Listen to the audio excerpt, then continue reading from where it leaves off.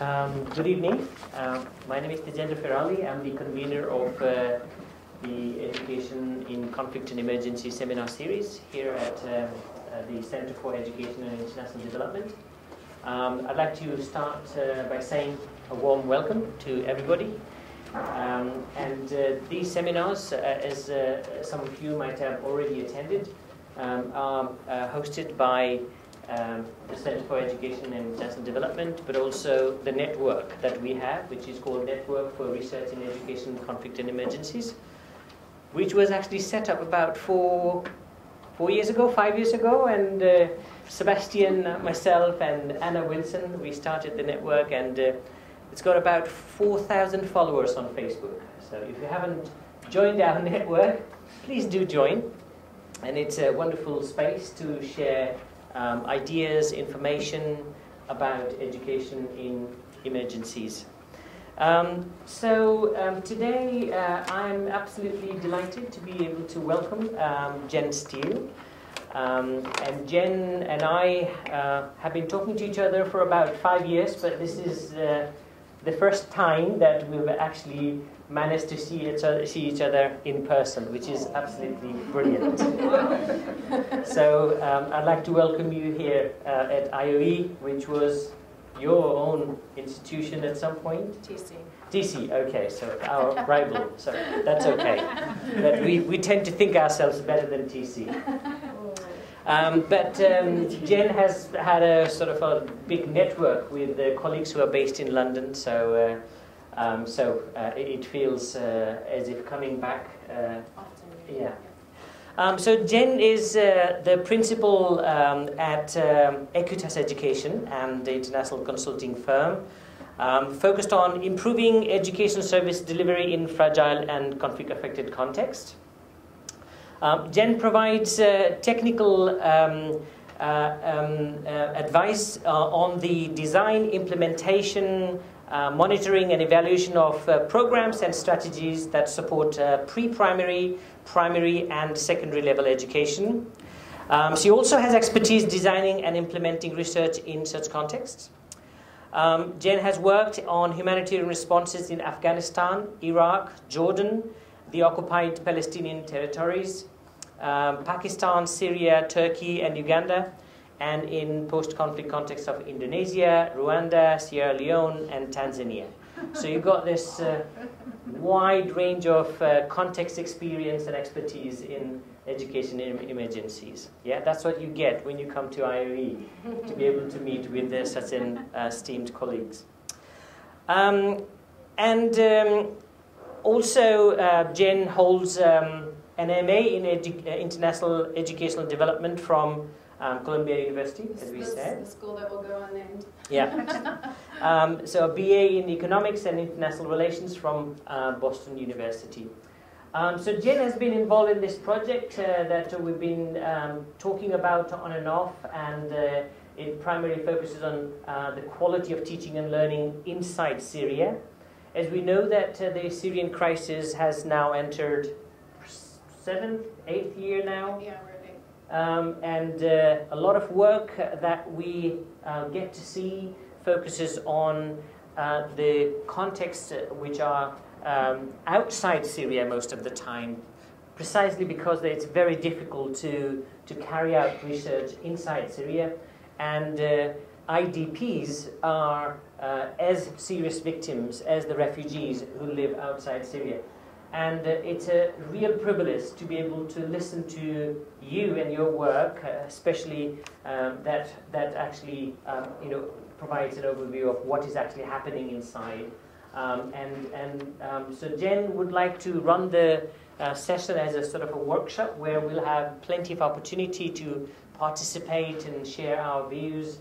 And really, I'm hoping that we'll get most out of the activities that Jen is going to organize, and hopefully after the session we'll have some time to catch up with Jen separately, that if you've got any questions. So over to you, Jen. Thank you so much. It's a lovely welcome. I'm really excited to be here, even if this isn't an alma mater for me. It's a place I would love to spend more time if I can. So we're going to do something that we call in the classroom a do now. Does anyone want to share an idea of what a do now is, or its purpose? Yes, please. It's an activity that you have ready at the start of the lesson for students or whoever is involved to immediately do the activity. This kind of leads into later activities. Yeah. So it really gets, it kind of sets the tone of the classroom. I'm not going to give away all the secrets, but it gets you really, gets you going and engaged straight away. So I actually need to play the video to Gendra. Is it just ended? Where? Here. So our do now is this video.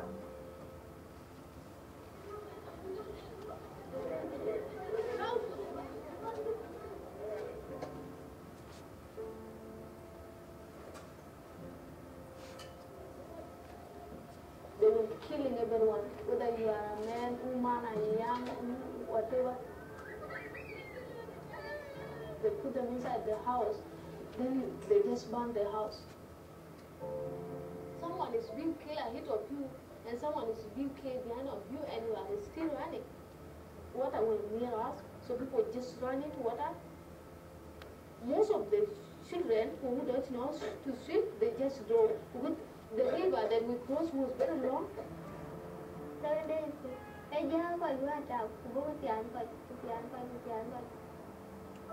What we are thinking about is, are you going to live? Are you going to be alive, or you are going to be dead? I ran with the books. Even I did not run with the other clothes, but I just ran with the books. I was holding this book. This book now is very old, but I have to take care of it.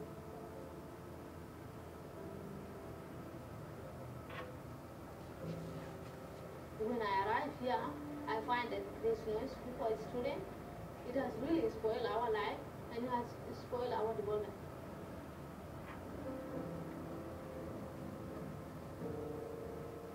The life here in the camp, only you eat, you sleep, that is the end.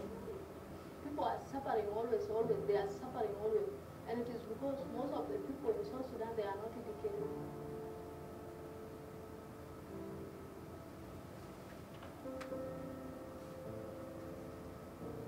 This generation is not going to school.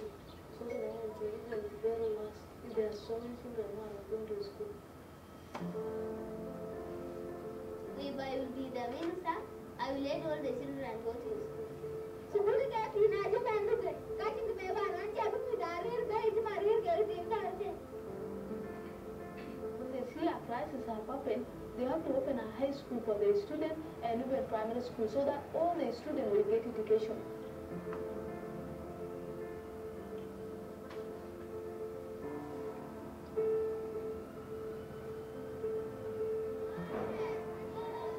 If the children of the country are educated, they will bring up the country.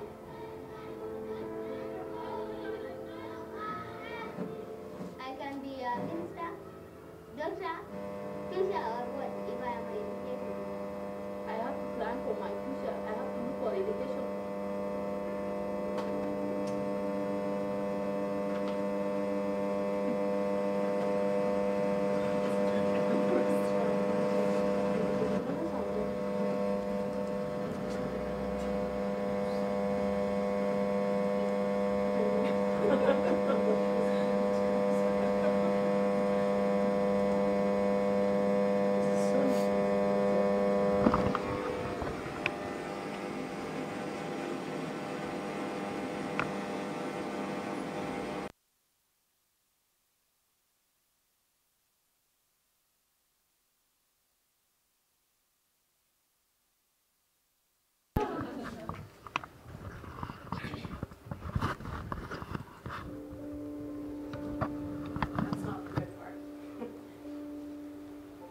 So I'm months of education. I know something. I'm months of shit.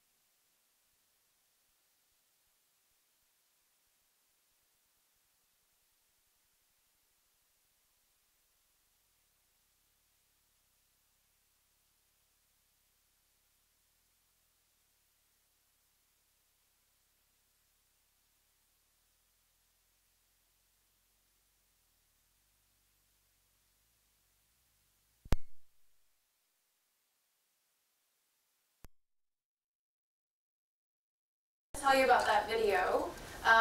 It's something that I worked on when I was with Save the Children a few years ago in 2005.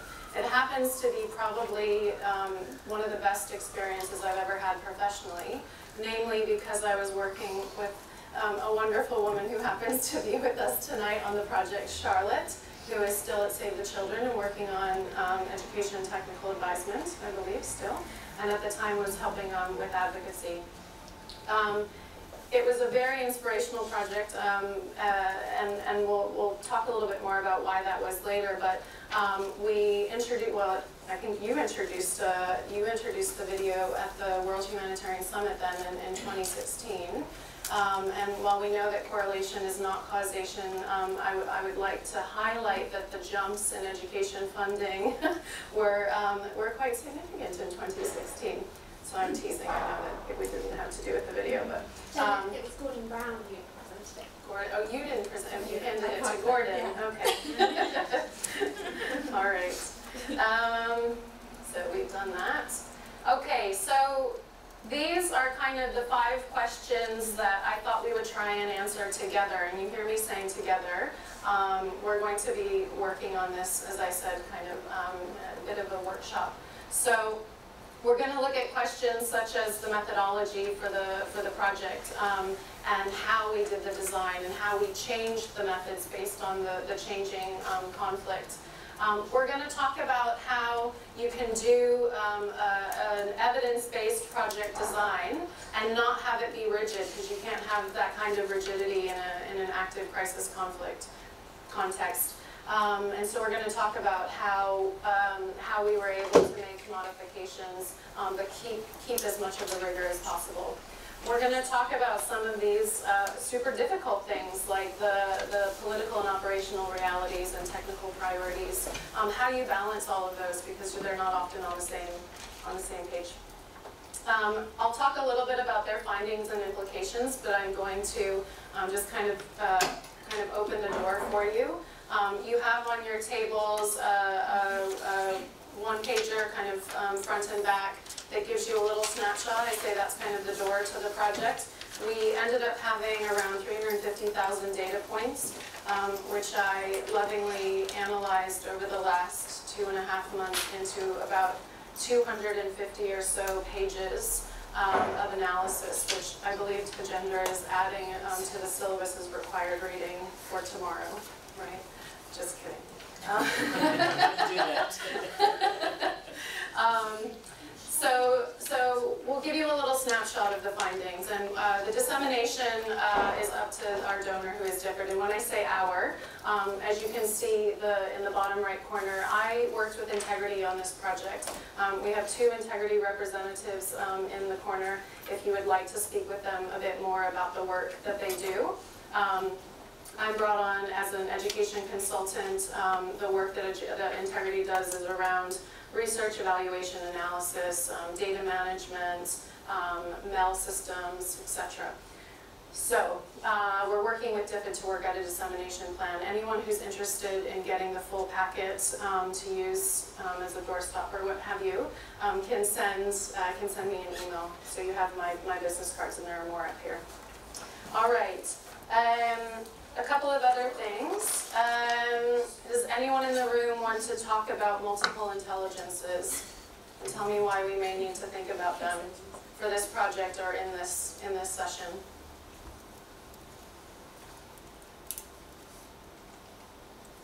Who sees themselves as a visual learner? Who sees themselves as a kinesthetic learner? All right, there you go. I'm going to try and do this session in consideration of different intelligences that we have. So we all have kind of preferences for how we learn best and how we interact with information better. I'm going to try and do that. So we're going to have activities for people who prefer kind of auditory processing and learning, written, etc. If we're missing something, please raise your hand and we can explore maybe other ways to interact. I'm going to flip through things pretty quickly because we have a lot of time, and I'm really excited to share a lot of information with you. But slow me down if it's going too fast. Okay, so in addition to the one pager that has 2 pages of information, if you need more, they're up here, but not enough for everyone. There's also little slips of paper. So each person needs to have one teeny slip of paper. So please make sure you have it in your hand. Oh, thanks. Yeah, we just don't have it. So does everyone have this? Something like this? You don't have one? Some of your pieces of paper are bigger than others. Okay. Before I move on to this task and coming back to the idea of multiple intelligences, we also have someone else in the room who I'm really, really honored that he's with us. He's a colleague of mine from when I used to run the Syria education programs for Save the Children. I told him it would be an honor for me if he came to the session because he grew up in Syria. He went through the education system in Syria. I have not. I've been in 1 or 2 Syrian classrooms in the north. You've probably been in hundreds. And so if you have other kind of questions about kind of cross-checking what I'm saying and how realistic does this sound when I'm contrasting what is versus what might have been, Abdul Karim, Dr. Abdul Karim, because he's also a neurosurgeon, yeah, and everything.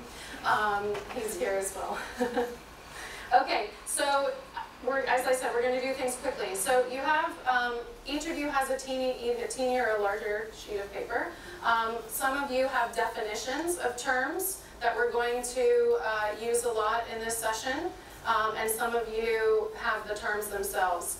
So your task is to find your match. Does that make sense? When you find your match, it's possible you might not because we actually have things floating around, but don't freak out about that. We'll figure it out along the way.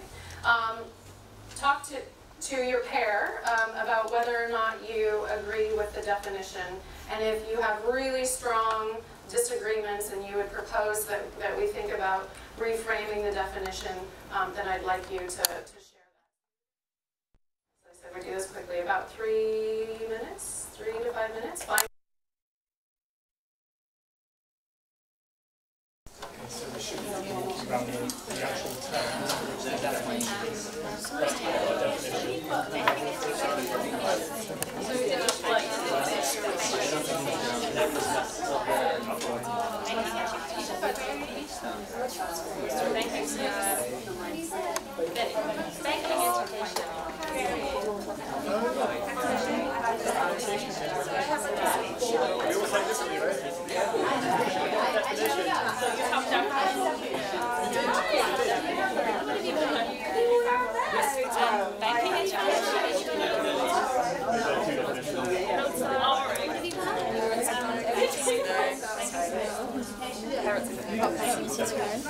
No, this is how satisfying. We should pick nice rooms for our terms of definitions. I know. Definition. I'm pointing. It might be. But wait, no, let's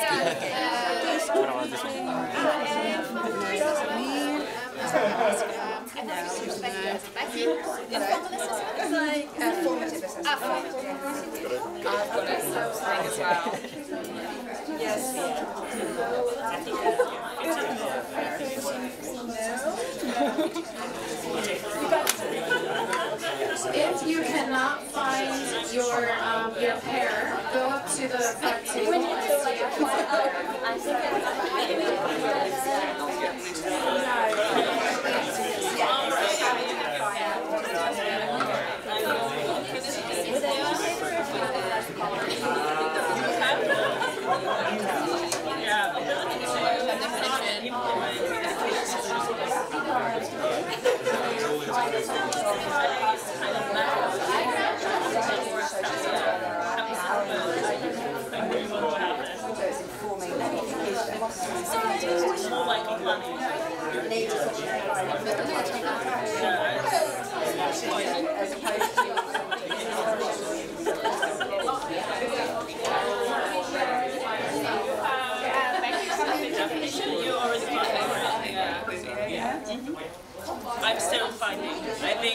Sorry. What's your definition? Ability to design and implement with considerations. It's a two-way relationship. Do you still have time to get involved? So you're paired up. It's like backing roles. Or I'm missing someone. I was probably secondary, but I'm thinking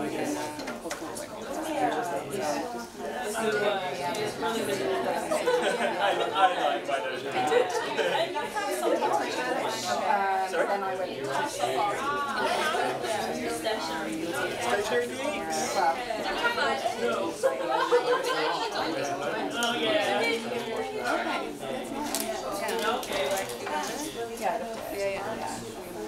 You know, yeah, so my last job was 2 months. I worked for years and first on medical work and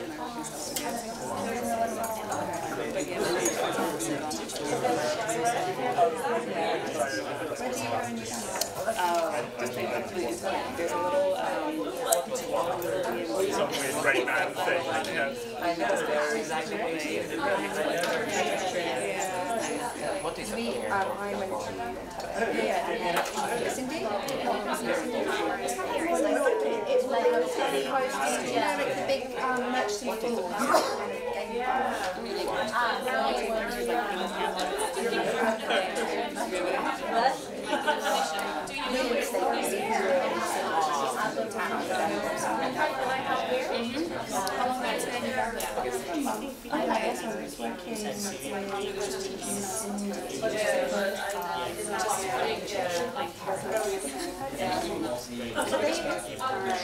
yeah, so they're not British based, and then they're kind of like...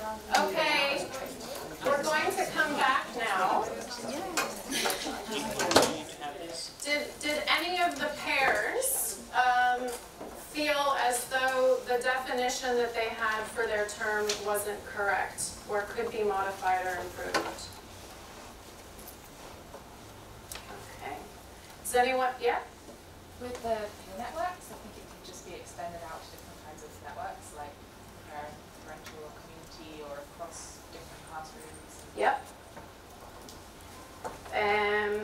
Can take any forms and be formal or informal for the purpose of bringing together colleagues and or classmates to support learning, motivation, practice, and well-being. You're totally right. Yep. Anything else? Do we feel comfortable with the terms? Jump in? Cool. Sorry.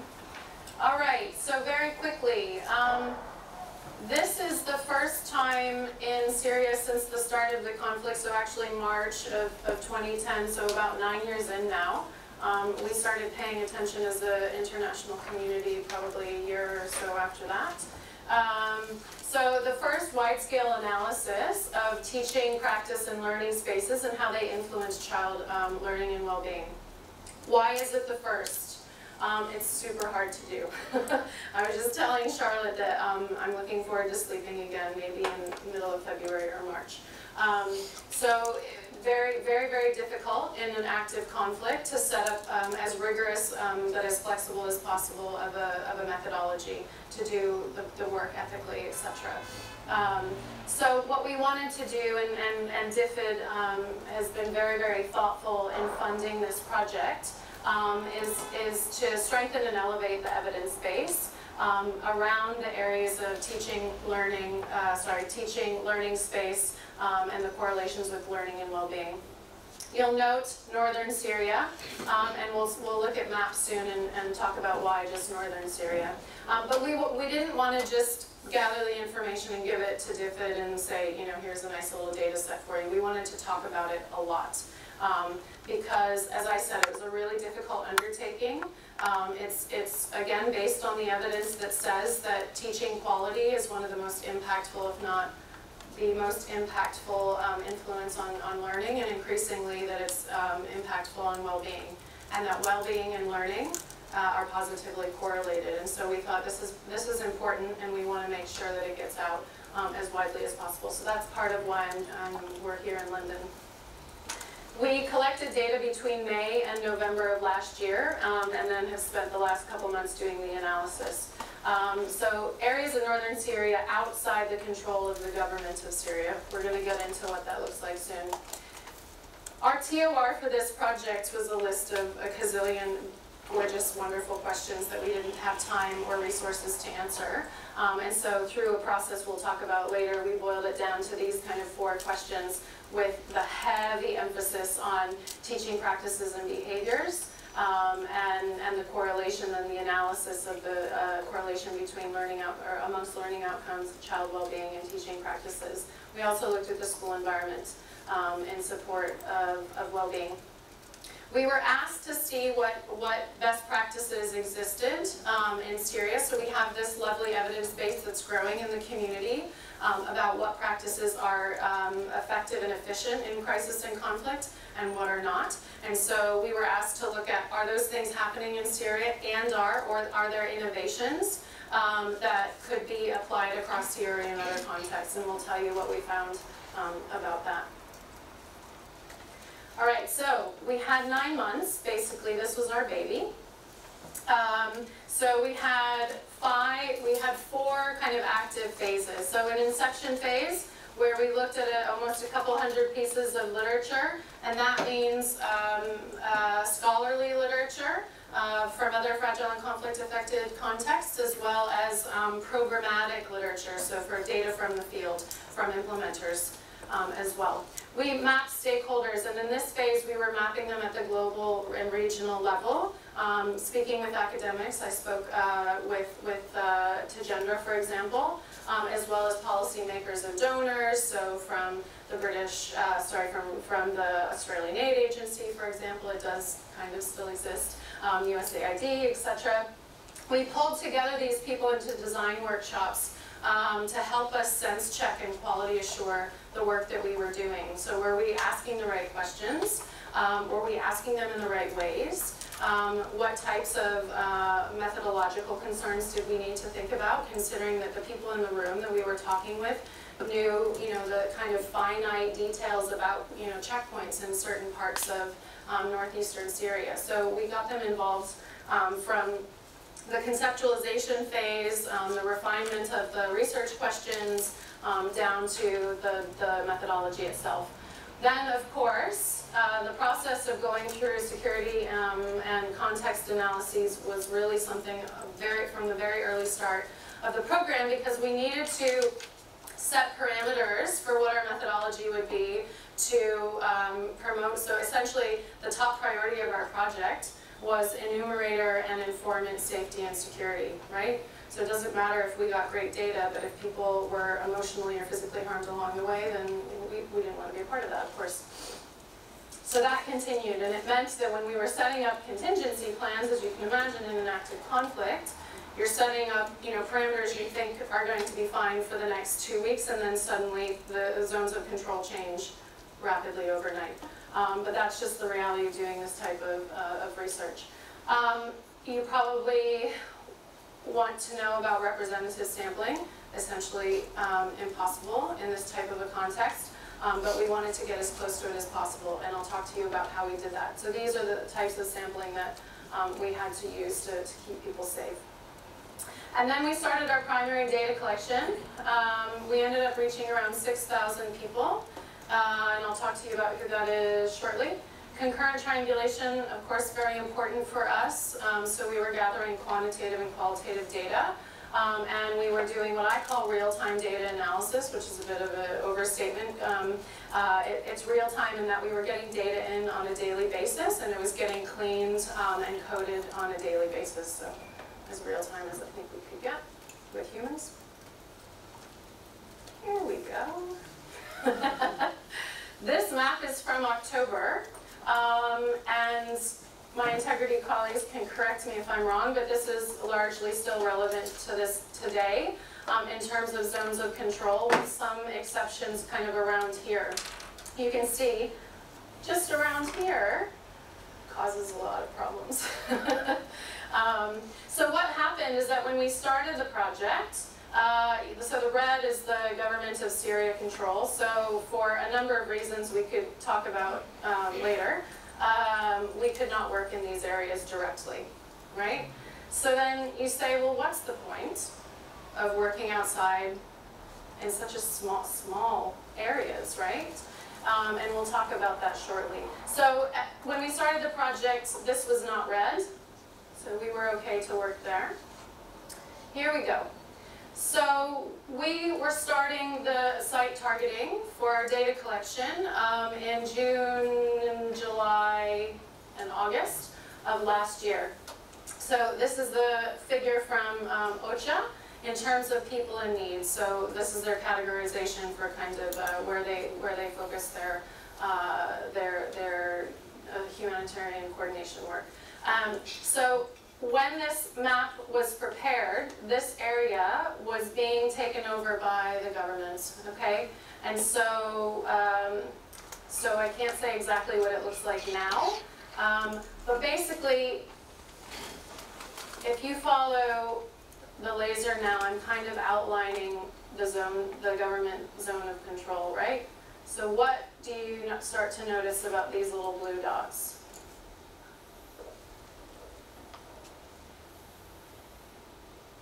So the blue dots are concentrations of people in need, people who need humanitarian assistance.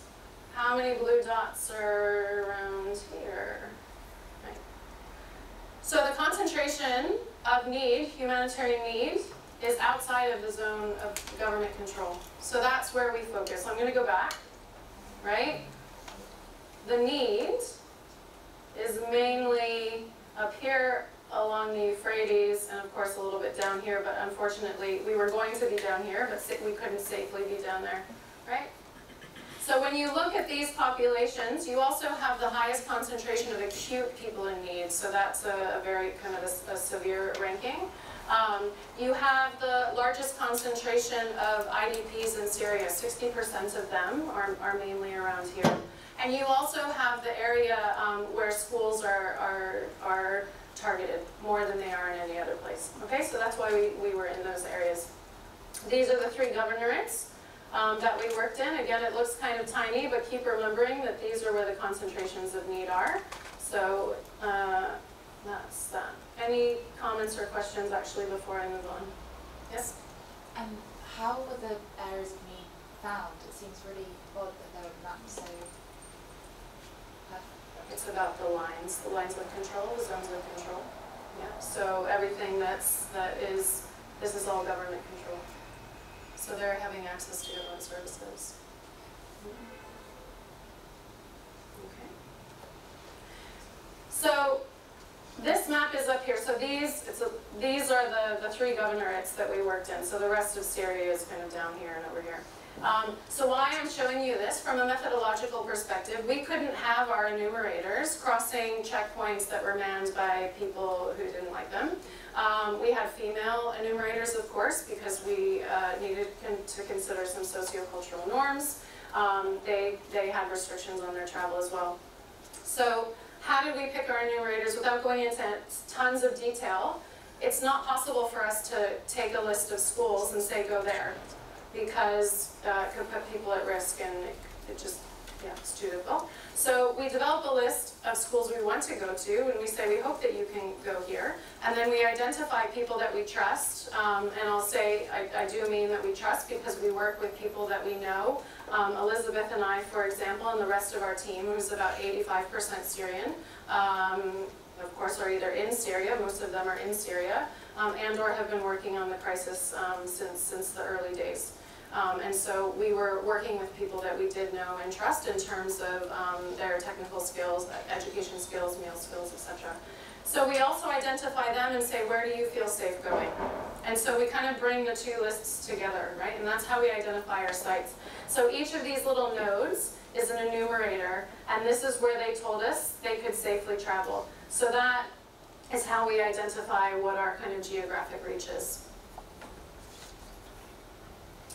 All right, so I'm going to ask you to focus on this little chart here at the bottom. So I told you we did actually daily essentially real-time kind of security assessments. And this is a tracker of incidents that were happening in the areas of our study. And so this is when we were supposed to be starting data collection, theoretically, right? Week 1. So you'll see it goes down to week 10. Does anyone know what was happening in Sochi, in Russia, around the end of August, beginning of September? Wasn't the Winter Olympics this time? Does anyone know?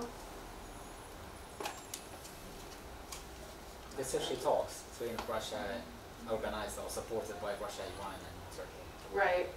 So, as we know, Syria is effectively a proxy war. And so what was happening is that things were pretty bad at this time, and we were, you know, we could imagine. So this project was, you know, 4 months old basically at the time. All these resources had gone into it, and we were about to start data collection. We thought, oh my God, we might have to close the program because it's too unsafe. And so we waited a little bit to see if things calmed down. So the Sochi Agreement then enabled this buffer. I'll go back here. This is the buffer zone that was created through Sochi, so that enabled us to safely get started. And interestingly, as things go in conflict, we ended up having one of the safest periods in the last couple of years in the Idlib area where we were collecting information. So it could have gone one way or the other. So it was an interesting time.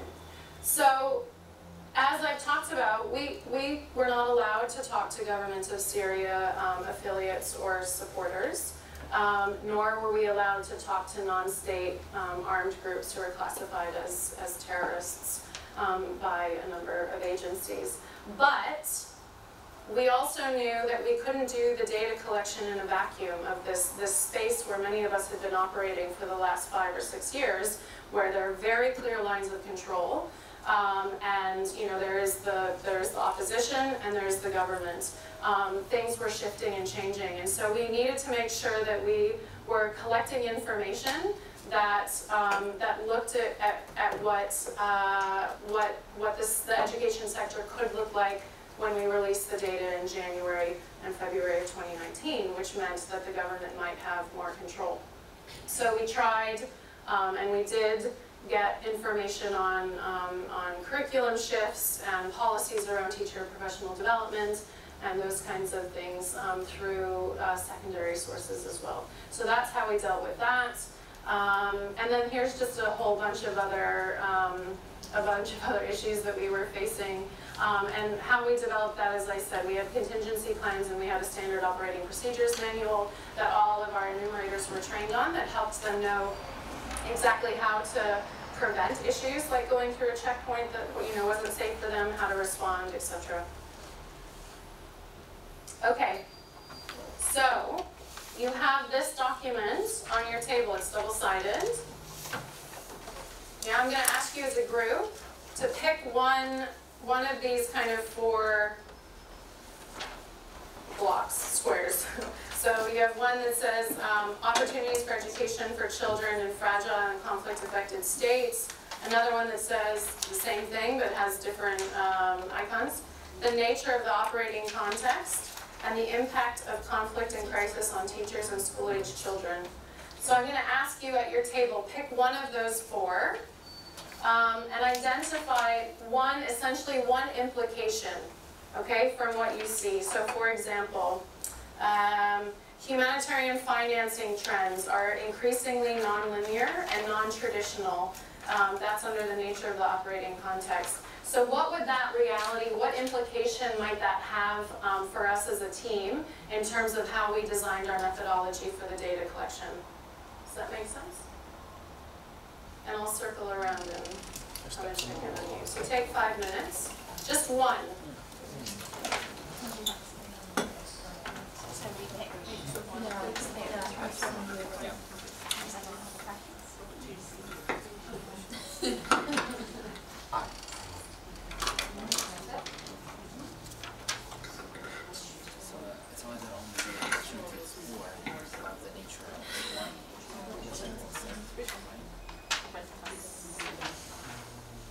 have to do I'm not sure how it is.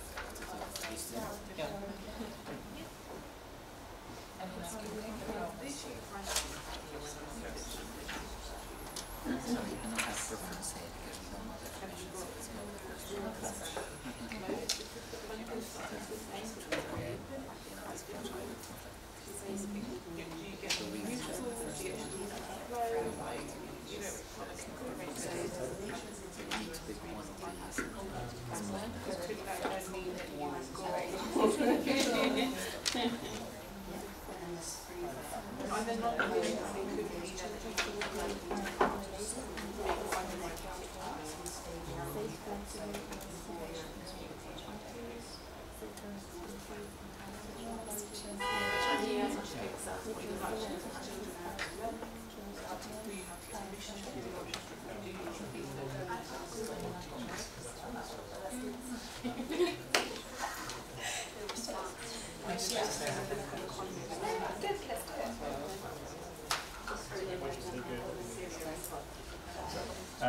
Yes, okay, so let's do that one.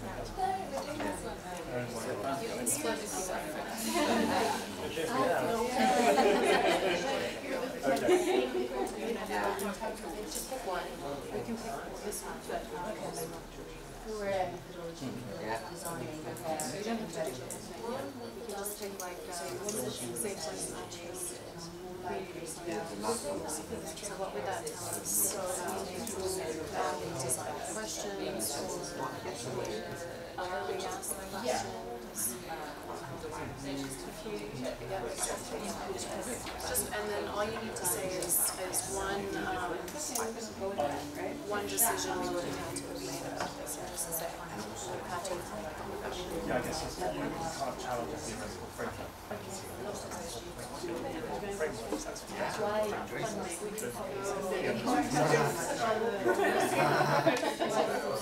Yeah, but what's the implication of this methodology? For example, if we need to look at spaces, then we need to locate them, and then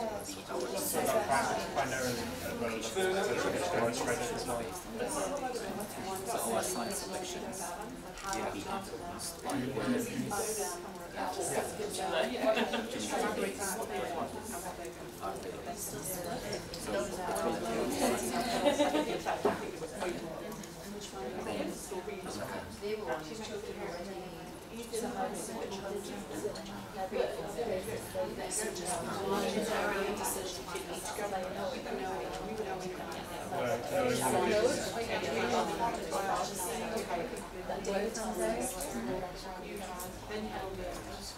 we need to have some context and speech analysis about people we will target, because it's unity days, so it's not like for-them teachers, so we need to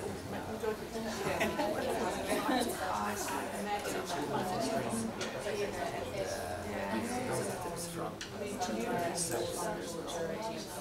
yes, you do a community-based learning project as well. So you should Yes.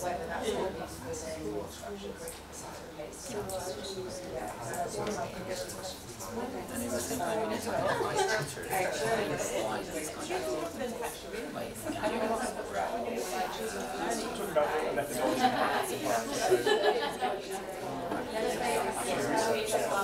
So research methods.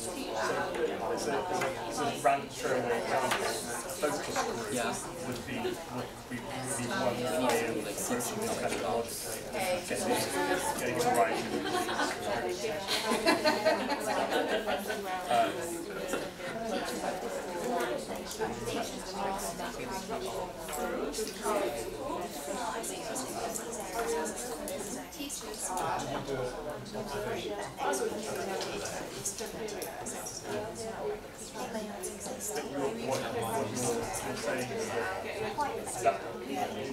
Looking more of the available data is. Whereas in research, there is also the possibility of approaching in this context. There is also the possibility of approaching research directly. And I'm wondering whether the context area is it better to get a direct I think if it's community based, sometimes it's better to have why? Because community-based opportunities usually are not communities well informed about different teaching techniques. You need to guide them about what they're looking for, rather than have them open-ended like some course instructions. You have to have specific questions that you ask them 1, 2, 3. In this way, you direct them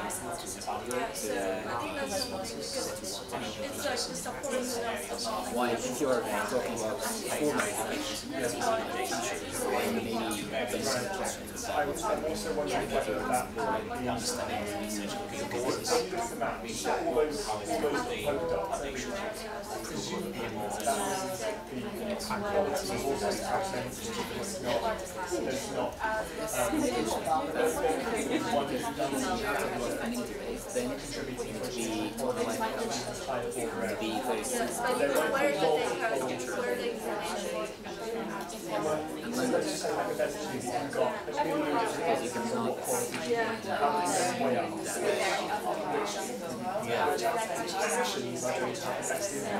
and about the language itself, because you can assume that there are English speakers. 1 more minute, please. So you need to involve some method researchers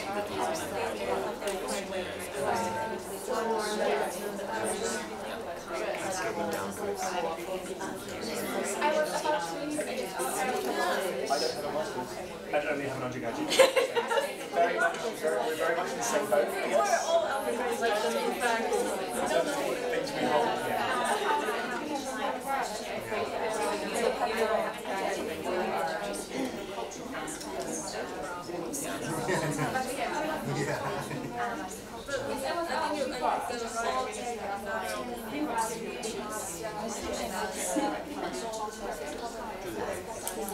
All right, I'm going to ask you to come back to the group now. Did anyone in the room pick any of the issues on this slide? No? Yes? We were talking about mainly about the funding of schools in Syria. So they decided to pick almost the hardest topic. Yeah. I mean, a bit of it was kind of based because I also worked in Turkey and Syria. I should introduce my former colleague Caroline from Save the Children. Yeah. So I was working on a different funded program that included education components in like 2014 and 15. So I know the context then, but I don't know what it's like now. But I know that I think it's likely that you may have ended up with kind of a peak in funding that's now dwindled down because of other humanitarian interests. What we were seeing, for example, when I was there was a shift away from major INGOs, but more funding now towards national NGOs, getting that funding from the donors. But also we were kind of discussing, well, who are the donors now? What are their interests? Like, is it UK government interests that are they now growing, I don't know, Iranian funding? I don't know, you know, it's like, say it quietly. it's not a very transparent area to work in. So does that mean then that you've got schools that are being funded intermittently, so their classes have not been running a long time? Does that mean that the teachers haven't been paid, so there's been intermittent classes, which will impact on quality? And then also some of the interests of the donors. So could you have schools that are then curriculums are being kind of skewed to more traditional Islamic curriculums versus the old traditional Syrian curriculum? So that's how we thought. So just a few considerations. Yeah. And so how do you think we should have designed the research questions or the methods in light of the reality of that funding environment, which is accurate, how you described it? I guess we were wondering that you really have to actually ask maybe some of the NGOs or the donors behind each. I guess getting into the schools, you kind of have to ask, have you had services funded for all of this time, and not just assume in other contexts. And so the children and the teachers, but in Syria you can't assume that. So I guess from the basic assumptions need to be challenged and asked to them. And I guess a bit more clarity on maybe semi-structured, slightly unstructured type of instruments as well. So space for qualitative data question. Yeah. Does anyone else have any comments on, or sorry, any, did you pick the circles? Since you have the printed pages, I'm not going to go through each of them. It's just to highlight what came out of our context analysis and our desk research in a very kind of simplified way, and to say that we used all of this and how we designed the research questions and the methodology. Okay, so we're not going to go through each one, but you're welcome to engage with it a bit more on your own. Anything on this slide? Yes? So we were looking at all three, but... Oh my gosh. Pick one. I don't know if we particularly went into detail on all three, but with the children already vulnerable pre-conflict and even more vulnerable during it, Yeah. if you're looking at teaching and learning, we thought it'd be interesting to look at whether kind of the impact of trauma or psychosocial skills were taught, or it's kind of at least addressed within kind of school environment. Perfect. Formal or informal. Perfect. Great. Any other circles on this page? Yes? Sorry. Trying to keep in and not talk too much is the last one, I think.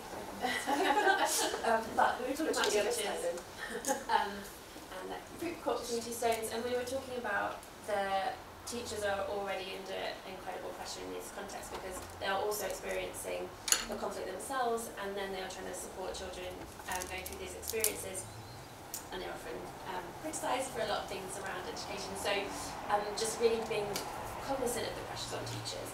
And then if you're thinking about the methodology, how are you designing this in a way that doesn't add to that burden on the teachers? And just really think, I mean, I know we have to think about that in all the research we do, that it's not just extractive, but particularly recognising the teachers, the many burdens on them, and so how can we design the research in a way that is more supportive and empowering for teachers, was something that very much featured. And then you raised the point about on the first slide, that point about everything being political, that applies to the teachers as well, and so that's an additional layer of potential political. So. Yep, thank you, very good point. Anything else on this slide? Oops, wrong one. Next one. This is the good news slide. Yes? So we've been discussing the safe, flexible, community-based learning opportunities. The way it influences our methodology would be first to know who's providing this kind of activities, so the actors and stakeholder mapping, and then the locations of these spaces, and this will influence our sites. And then the informants, because most likely in these kind of spaces we will not find like formal teachers, while it would be more community members. So we need to include community leaders, and even representatives from children and all sort of community representatives. And then about the questions that we will be asking, I think it would be more like in a way that direct informants to tell us what we want. Because if we used open-ended questions here, then we're less likely to get what we want, because we're dealing with community members who usually are not aware about like educational systems. So it's better to use questionnaires and surveys in this context. Very thoughtful. Anything else? Anything else on this one?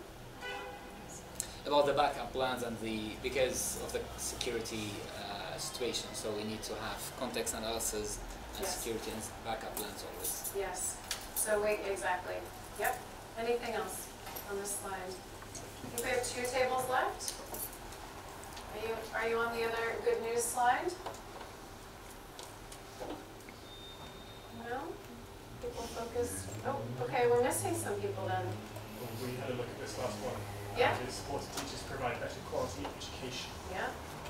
The discussion was with regards to the borders or the tiny floor spots. Yes. Because of thinking if we were trying to ascertain what quality looks like in the eyes of the teachers who work in these schools, and what their that presumably would correlate to their immediate requirements, the chaos of working in those areas would perhaps suggest that there would be multiple understandings of what quality would mean in all those different areas. So our discussion was about how could you possibly find some way of sticking it together into kind of finding out what the most useful actionable information is, instead of having just a massive cluster of information that you can't use. Yep.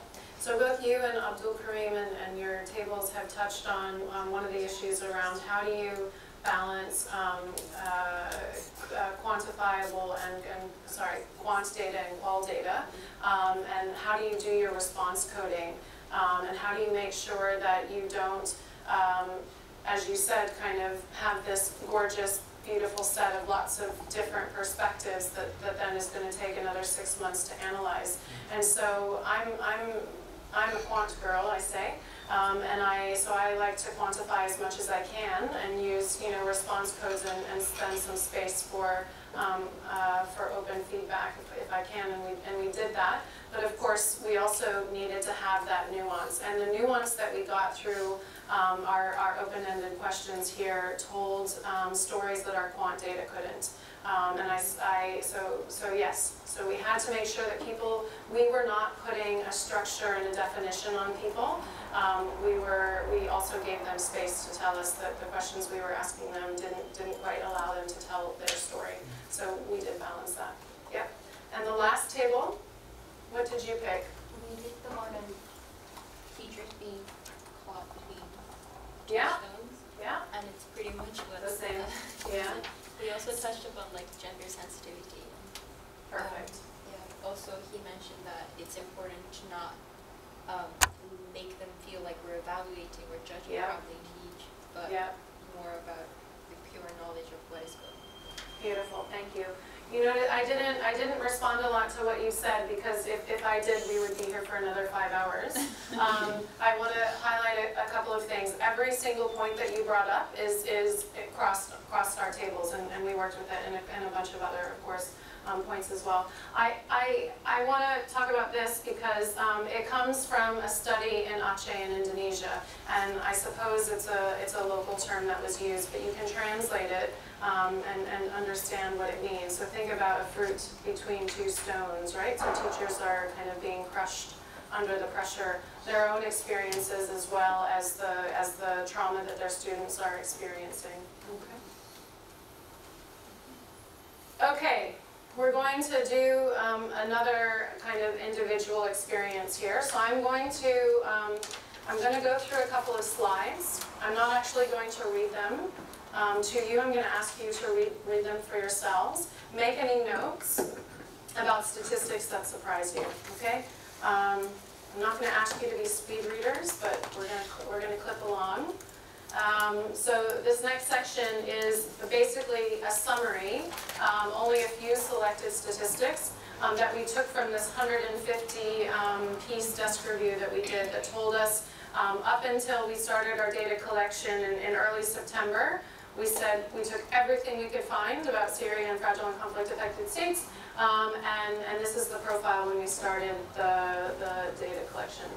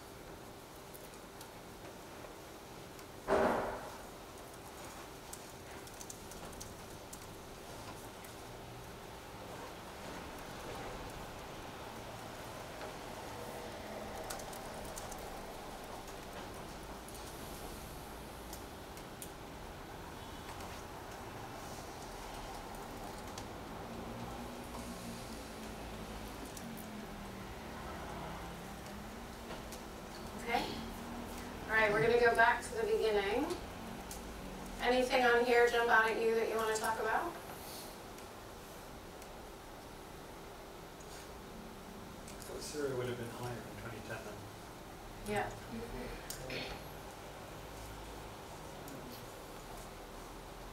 Yep.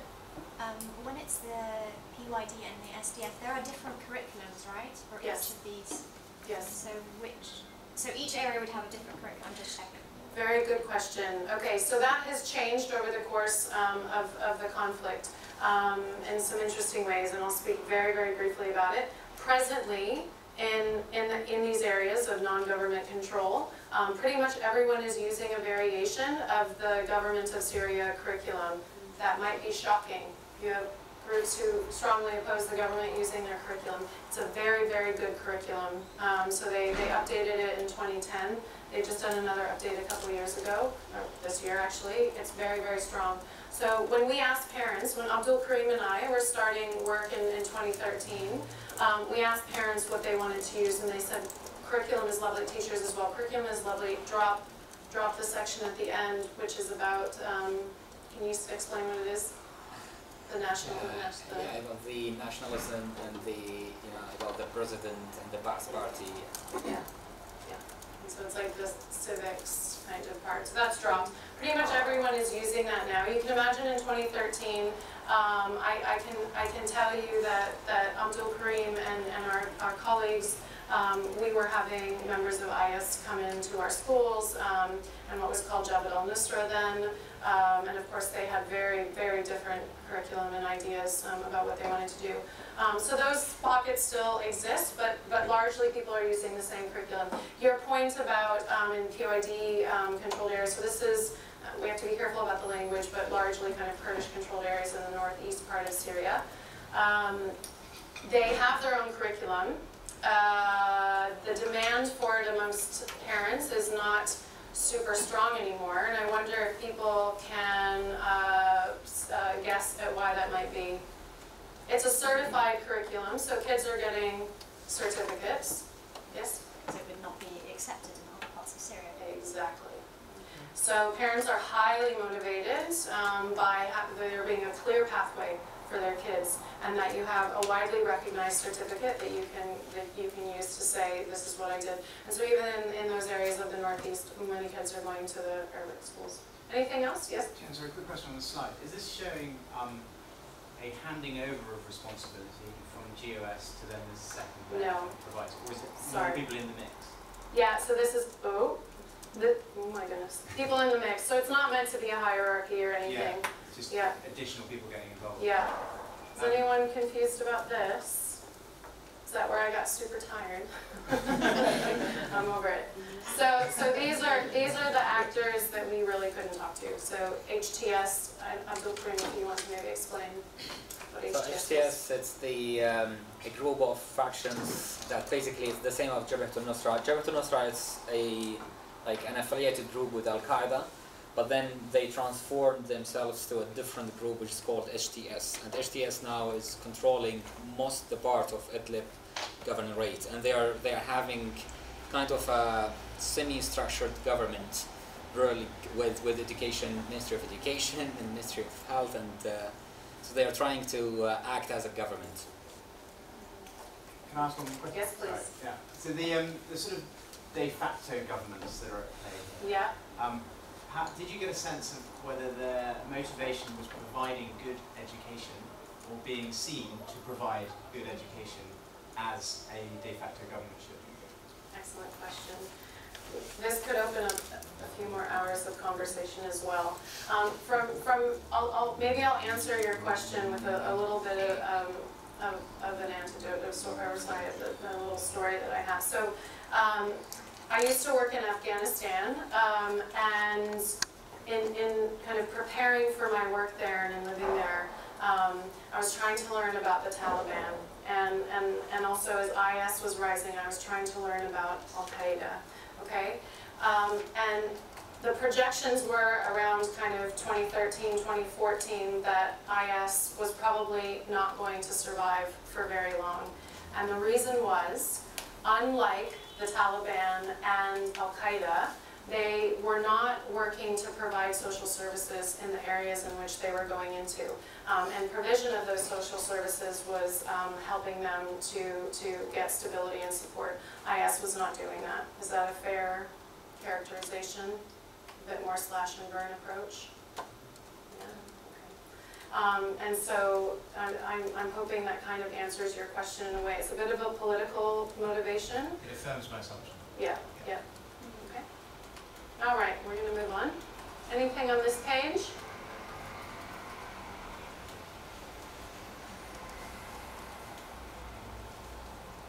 Yes. It was a bit startling that by 2015, a quarter of the schools have been destroyed. Yeah. Add in another 3 years. Yeah. Continued airstrikes. I would hate to think what that figure is. We think now, so the humanitarian needs assessment from the UN system is for some odd reason not out yet, which has me asking lots of questions. I think it's around 33% now. And we're talking about totally destroyed. Yes? I'm thinking the same thing for the teacher population. Yes. It's definitely more than 20%. Probably, yeah. One of the statistics that we have is that I think it's something like 60% of the teachers started teaching within the last 3 to 5 years. So that tells you a bit as a proxy indicator about this. Just one thing to mention, that in 2015 this was before the Russian involvement, because Russian involvement was in September 2015. Yeah. So I would expect that the destruction in 2016 and 17 was much more than this. Yeah. It also tells you that there were gaps, right, in the data collection, in the research. Anything here?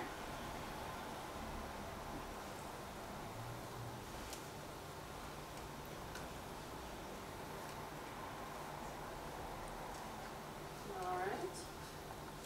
This is a tough one.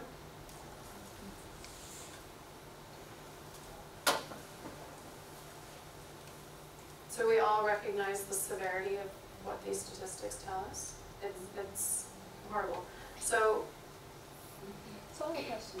Yeah. So before the conflict, was there gender parity as far as boys and girls equally having access to schools? Yes. Okay. So I'm assuming that the boys are scoring lower because they're more active in either becoming the head of the household or this other engagement. Okay. Yeah. And we also got some kind of tough data, which I'm not sure we bring up later, but basically boys are greater targets in the classroom of teachers, so we'll get to one of the toughest findings of the study.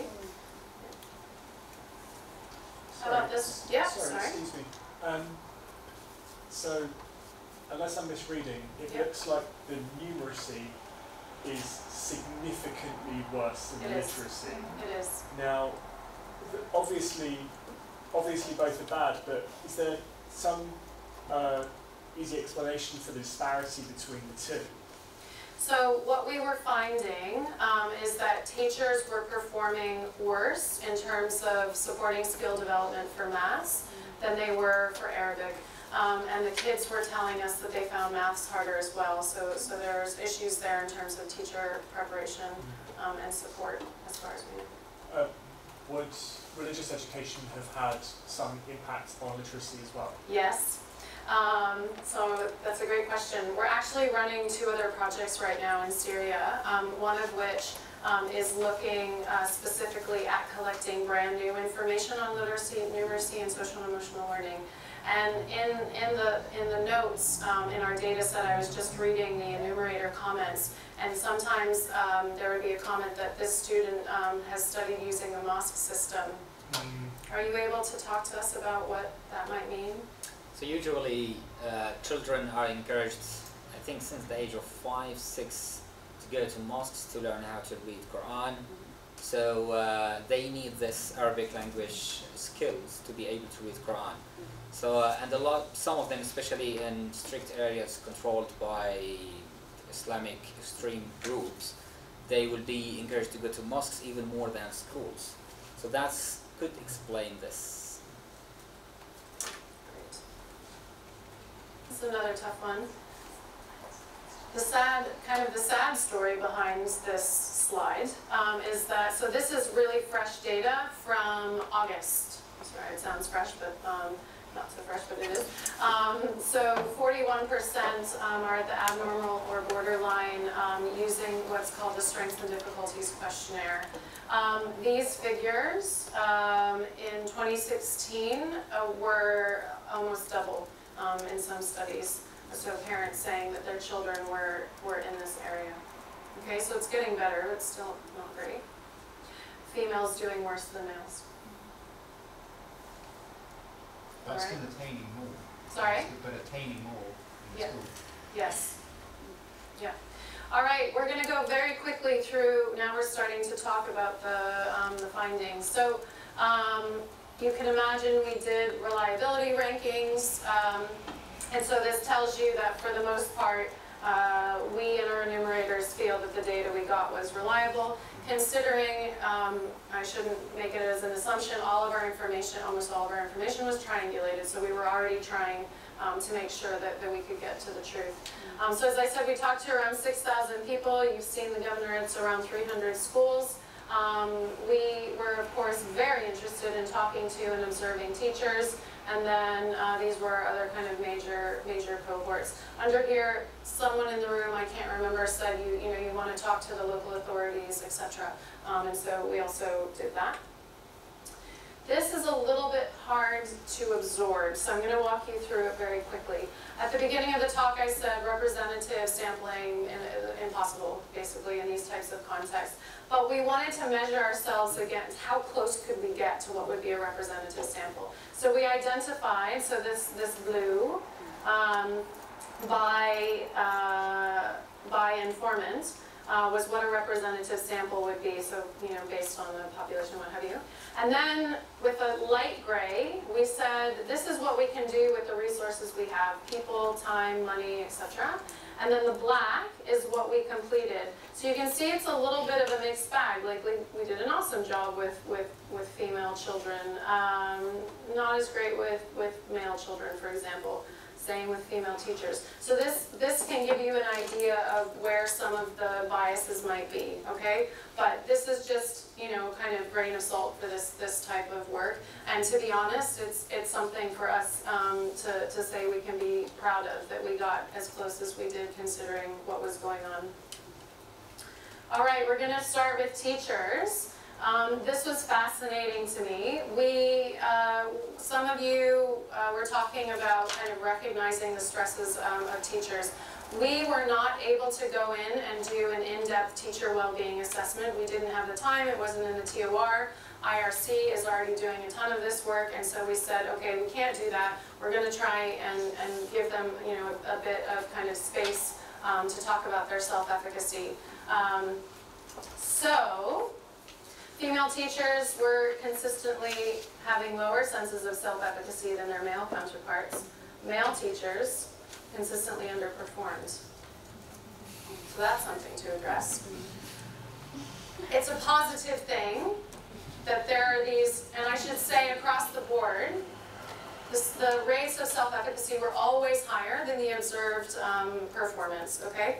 And so that's something we want to capture. From an intervention perspective, we want to capture that sense of kind of self-respect and capacity and skill, but also help them bring their skill levels up. Teachers in IDLib, which is over here, consistently perform better than teachers in Aleppo. There's been a kind of a preponderance of aid to IDLib more so than Aleppo, so that can help explain part of that. So as I said, teachers kind of felt relatively good about their skills, so they felt that they could be inclusive. They also said that the majority of them said that they had changed their teaching practices since the start of the conflict. So what is the commonality that you see of the top 3 reasons for why they changed their teaching practices? It's the common word. Stress. Yeah. So well-being and learning and teaching go together. Mm-hmm. So are these teachers that were qualified, or are they teachers awesome who took question. inspired?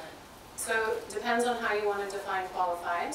I think I may have taken out this slide. I did take out the slide where I talked about their qualifications. So the majority of them were new to the sector, so in the last 3 to 5 years, I think. which means they were not exposed to any sort of formal pre-service training, which in crisis context, if they have access to good, quote-unquote, in-service or continuous teacher professional development, can be a good thing, because you don't have to try and undo some of the traditional kind of banking rote styles of education. These teachers, 60% of them had been exposed to training within the last 6 months. Lovely. And the topics of their trainings were perfect.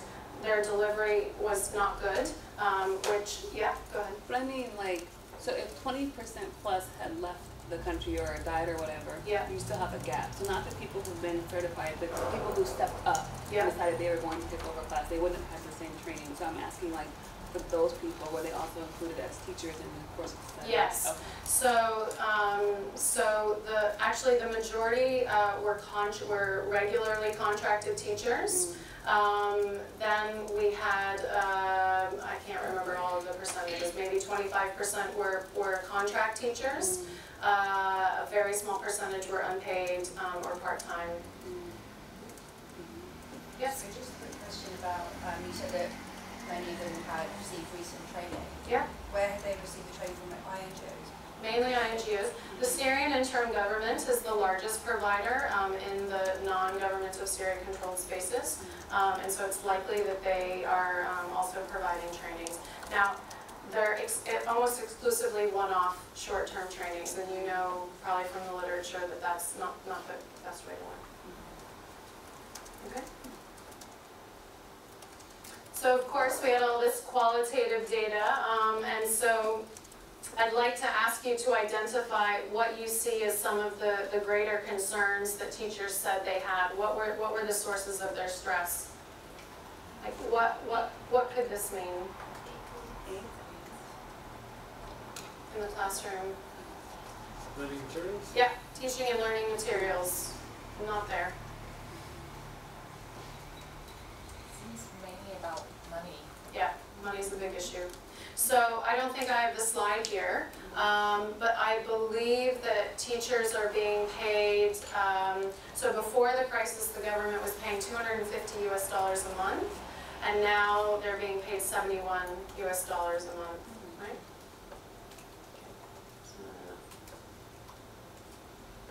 All right. So what did the learning spaces look like? So again, the space that you're in has an influence on how well you're learning or not.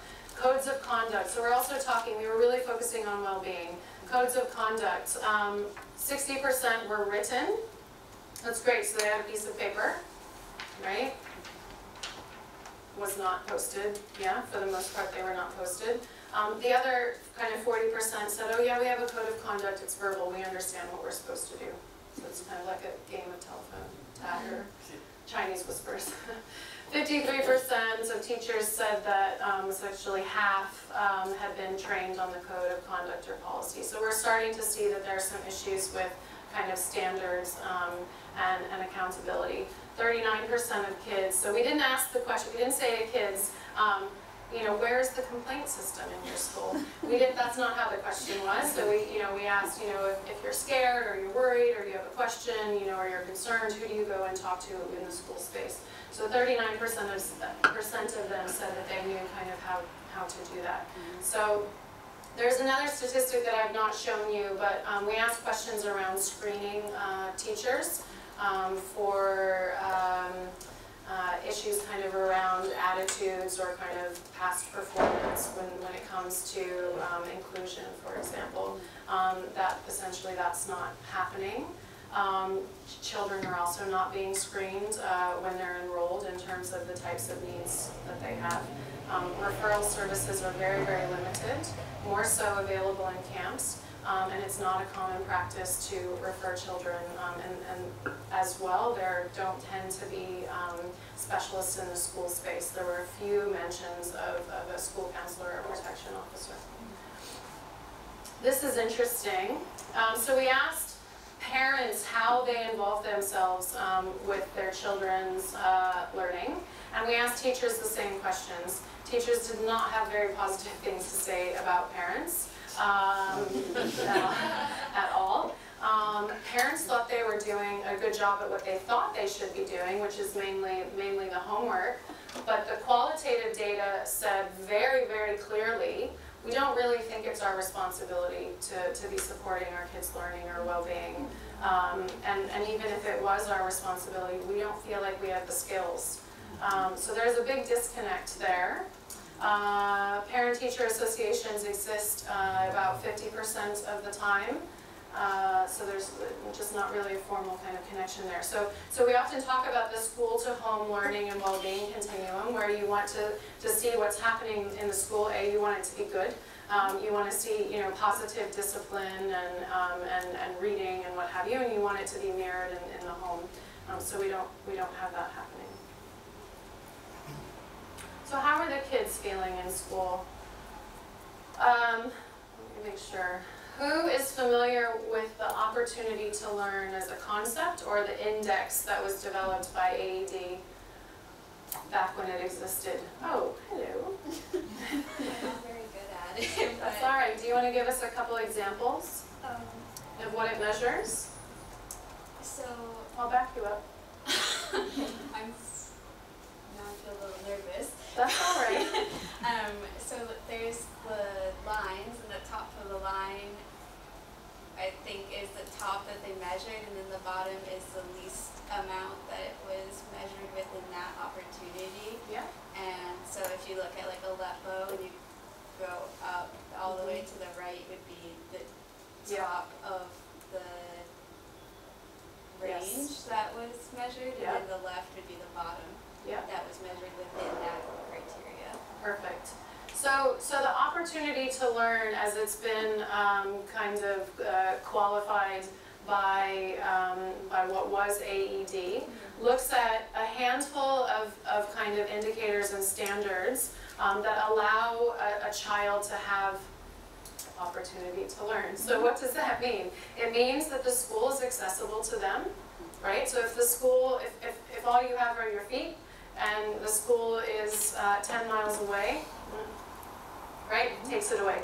How many hours is that school open? It might be there and it might be like five minutes walk, but what if it's closed except for 3 days out of the year, right? So you see where I'm going. Okay, so we asked how many hours out of the year is the school open? We asked that first question. The opportunity to learn index says that schools need to be open 820 to 1,000 hours per year, bare minimum, for kids to have just the opportunity to learn, as well as teachers who are there and what have you, okay? So this is what we found, bare minimum, right here. This is where they are, all right? So each school that we were in on average had 1.5 shifts per day. So that's already squishing the amount of time.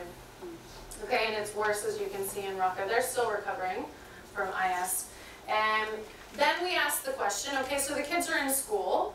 How much of that time are you actually spending with them on something that has to do with learning? You know, not necessarily taking their attendance or, you know, making sure the window stays open or what have you.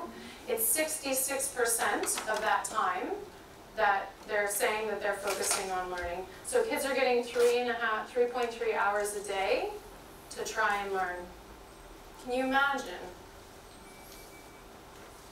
So think about when you were going to school, when you were a second grader or a third grader, what you could actually accomplish in 3 hours in really kind of nice environments where you have windows and you're not afraid of the airstrike and your teacher isn't hitting you.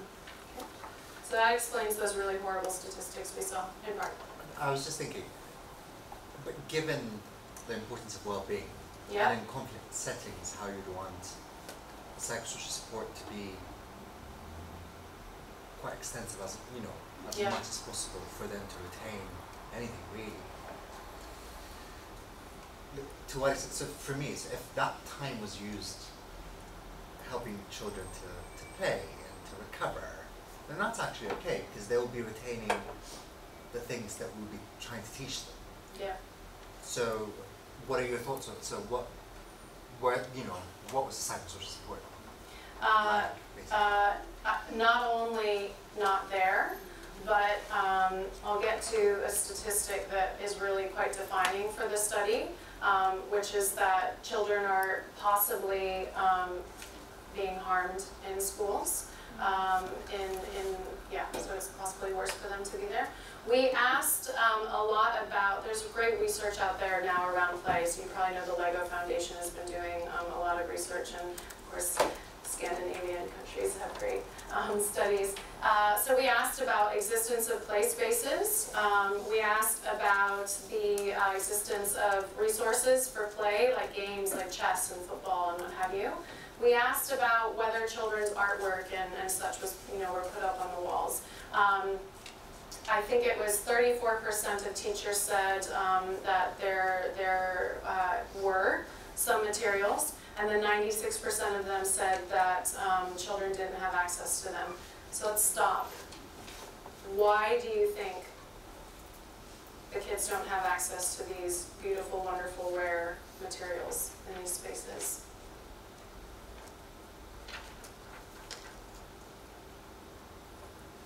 It's resources. It's resources. You don't have money to do these things. They're rare resources, and you don't have money to do things with them. And Go ahead. Well, I'm just thinking, one, if the teacher's traumatized, he or she might not be thinking about the idea of the children playing. Yeah. So they're trying to cram in as much of whatever they can during that time. Yes. So a bit of a waste of time. So there's some attitudinal stuff there. I can't tell you the number of times that I've been in schools in parts of sub-Saharan Africa or Southern Asia or what have you, where I ask to see where the readers are, where the storybooks are, and they are locked away in a cabinet in the school principal's office, which is locked in, It's a rare resource. I was in a classroom in Bangladesh maybe a year or so ago, and I asked the same question, and they said, books are distractions.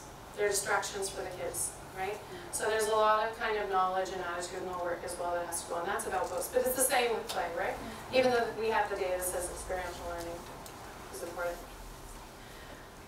This is a tough one, okay? So as I said, we asked, we were looking to reduce informant bias across informants and within informants, right? We want you to tell us the truth. So we asked in a number of ways to kids, do you feel safe in school? Do you not feel safe? If you don't feel safe, what makes you feel unsafe, right? When we asked the question, are you okay in school? Do you feel safe in school? Look at what they told us. Yeah. Yeah, totally fine. Things are cool. So first of all, this starts to tell us a little bit about normalization of the context, right? So it starts to become normal that you have to go, under the desk when you hear the airstrikes coming. So that becomes normal. Yeah. Okay, so then we started asking some more pointed questions. So we were like, so does this thing scare you? Does this thing scare you? How much does it scare you? Look what we have. This was the highest response rate. So it's not horrible. It's not like 85% of kids said, my teacher and my school principals are abusing me. It's not that high, but it's worse than airstrikes. Okay?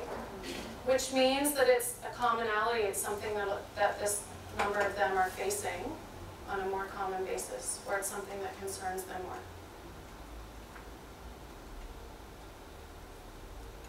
This is another tough one.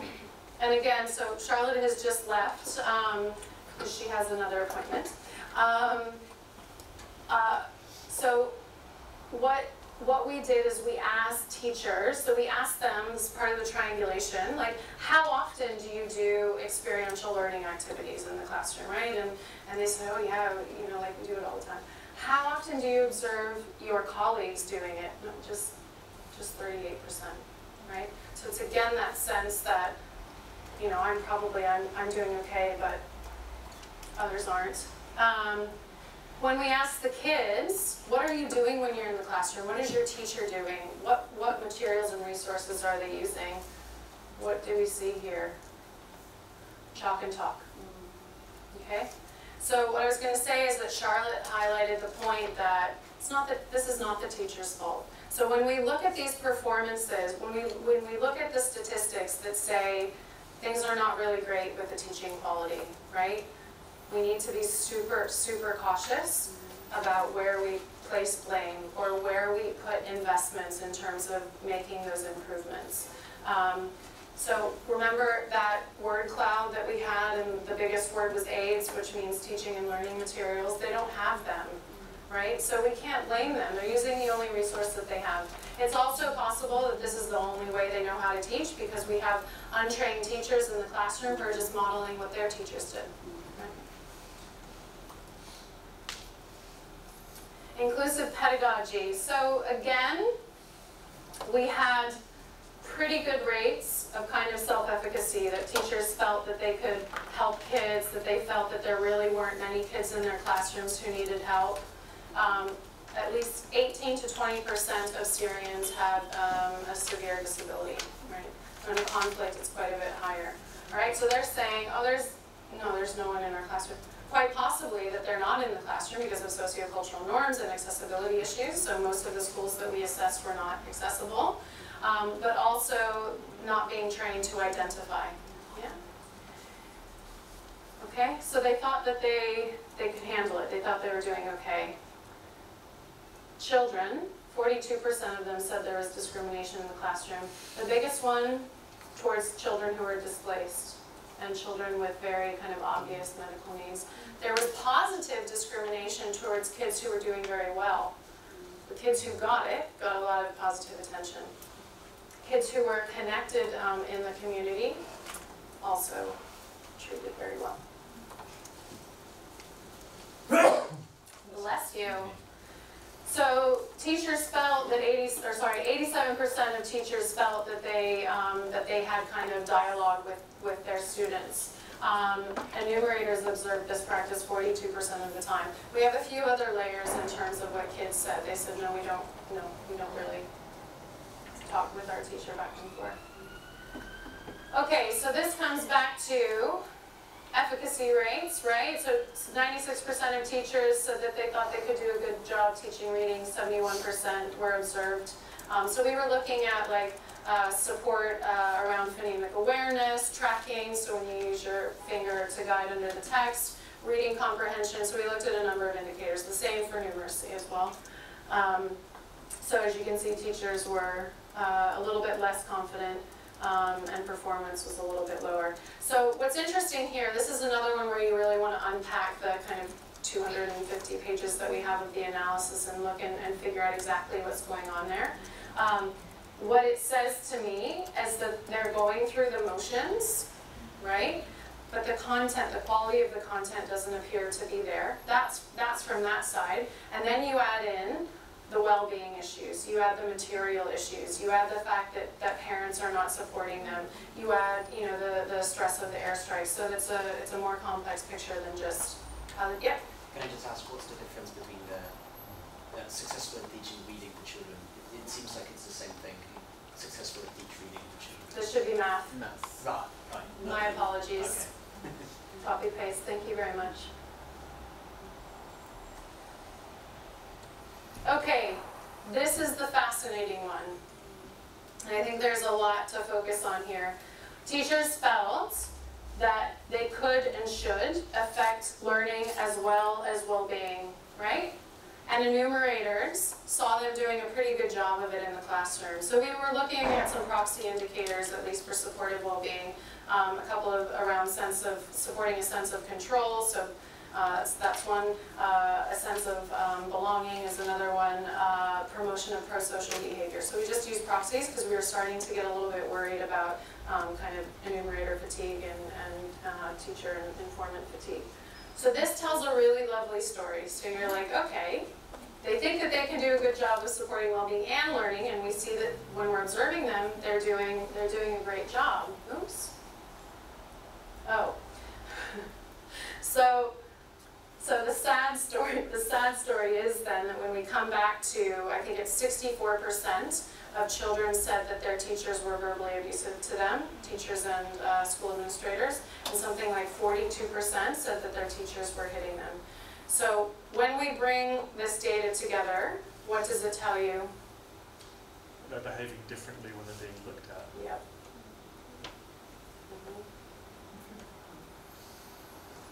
also if they're behaving differently towards different groups of children, then you might see examples of them doing good support to some children in the class. Yes. You not necessarily see the pattern in that. Exactly. So the physical abuse, so what did they talk about as physical abuse? Because I'm thinking like prior to the war, in some schools, corporal punishment is still okay. Yeah. And so in the context of Syria, was it okay before? We would say as Westerners that that's abuse. Yeah. And so in that context, it might not be what we're thinking it is. Or we might not, they might see something different than what we're putting on them, I would say. Yeah. So, are we using it in their context that That's a wonderful question. So the way the way those questions were asked in English, and I wouldn't know how they're translated into Arabic, but it was something like about teachers hitting you or yelling at you. And do you have any anecdotes about what it was like to be in a classroom in terms of physical punishment or verbal? You know, I found, you know, most of these findings are very similar to pre-crisis education system, because it's kind of acceptable a little bit culturally for teachers to, you know, sometimes to hit children, and also about the positive discrimination and treating different children in different ways. So it's always the case. So I think it's the way children and teachers perceive the well-being and perceive the good and bad treatment. Yeah, the physical punishment is kind of justified for a greater well-being of the child in the future. Yeah. And it's culturally embedded so that there is increased acceptability of the practice. Yeah. So children were encouraged by their parents to accept sometimes these kind of behaviors, justified by like good maybe future later. And some parents would also sometimes ask teachers to physically punish their kids because they're not obedient at home and not doing studying properly. So. But if they do it a lot less when they're observed, they know this is not right. Yeah. So this is the point, right? Which is that first of all, we have kind of the sociocultural norm of it, where it's normalized, it's acceptable. But when you dig deeper and you ask those kids, how do you feel about this behavior, or you know what is scaring you, what upsets you? You do have that percentage who says that does not feel right. I don't like that, and that scares me. So that's the one side of it that you have to recognize and program to. And then you have the fact that there's that I don't want to say choice, that teachers, exactly as you said, they know that that's probably not a good thing to do, at least in front. Well, I mean, these are not the enumerators are from their communities, and so just stepping back, think about yourselves when you're stressed, right?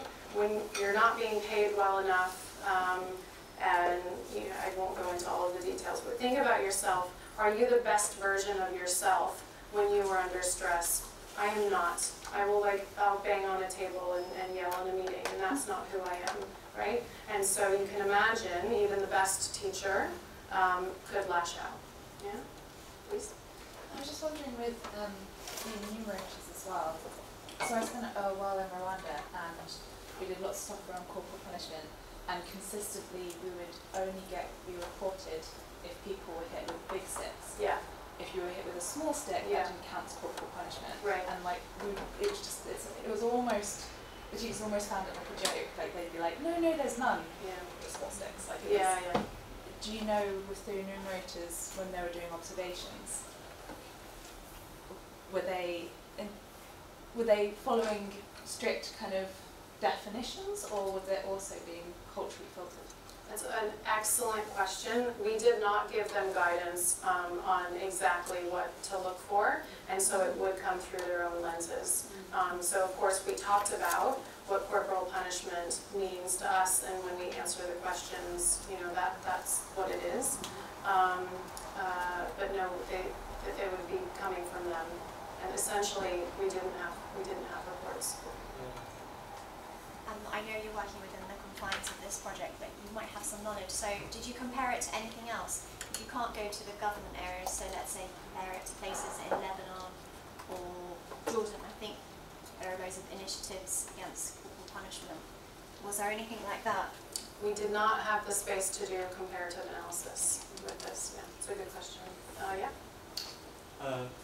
Before the war broke out, was there already an established law with regards to corporal punishment in schools? Yes, and even before the conflict, there were new laws and rules introduced to the education system against this. But you know, sometimes and always it takes time to, you know, for these laws to change the social norms.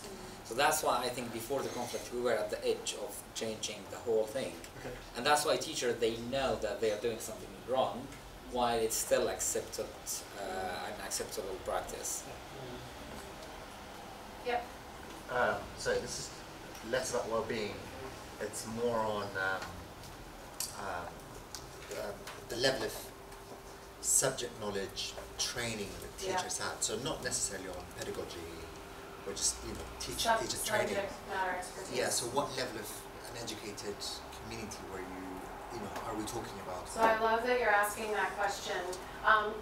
That was one of the limitations, is that we did not have the time to go in and actually test teacher knowledge. That's one of my recommendations. So we had to do proxies. So we had to ask about observation, so self-assessments, as well as enumerator observations, and parental opinions. So we kind of source from that way. So I can tell you that, I mean, it was a relatively strong education system. We have an example of someone who came through it sitting with us in the room. And so, but the people who are now in the classrooms, I actually did not run an analysis for age, but I think I can do that if we need to. But we can assume that they're probably a little bit younger.